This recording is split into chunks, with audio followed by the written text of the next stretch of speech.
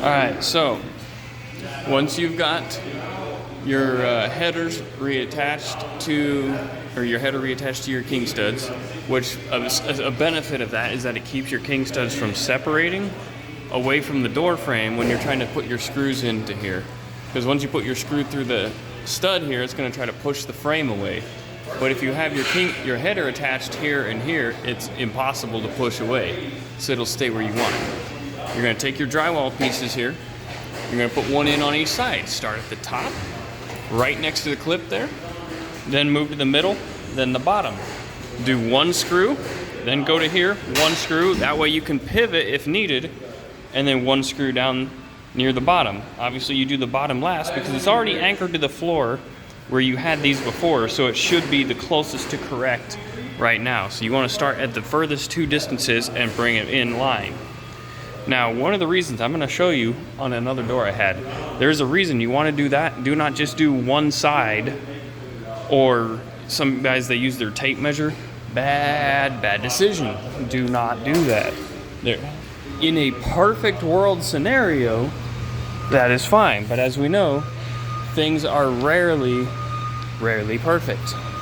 And I actually had a perfect example, luckily, earlier today to show that example. That was right here. So here, it's starting to break. Might have to make some new ones. You can see that does not fit. That does not slide inside. And if we look at this side, let me free my hand here of that other piece. This side is pretty small too. It doesn't fit. Neither side fits because the door frame is pinched in a little bit. So if you were to put this perfect on this side, which I showed Ever up there earlier, if you put it in perfect on one side, then it's going to make it more off on the opposite side. And so I went ahead and showed him on this frame on that jamb. When I put it in and had 5/8 exactly on the one side, there was only 3/8 on the other side, and you're not going to fit a piece of 5/8 rock in a 3-inch opening, or else you're going to tweak the shit out of that door. And not only that, but if you were good at the bottom, now you're going to be a 1/4 inch out of plumb at the top, and that's going to make setting your door a nightmare. So that is why you use 2 pieces of sheetrock, or if it's a double layer wall, you got to use 4 pieces, obviously.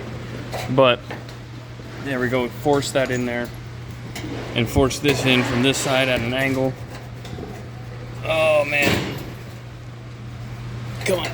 Let me take this side out because this side was a little better. I gotta set the phone down for that because it's pretty tight. See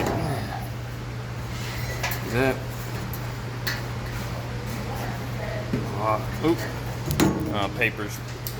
Paper's balling up. I might need new ones.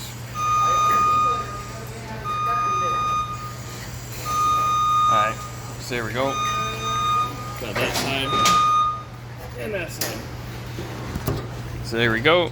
Now you can see I'm able to fit my 5/8 piece of rock in there like it's supposed to be.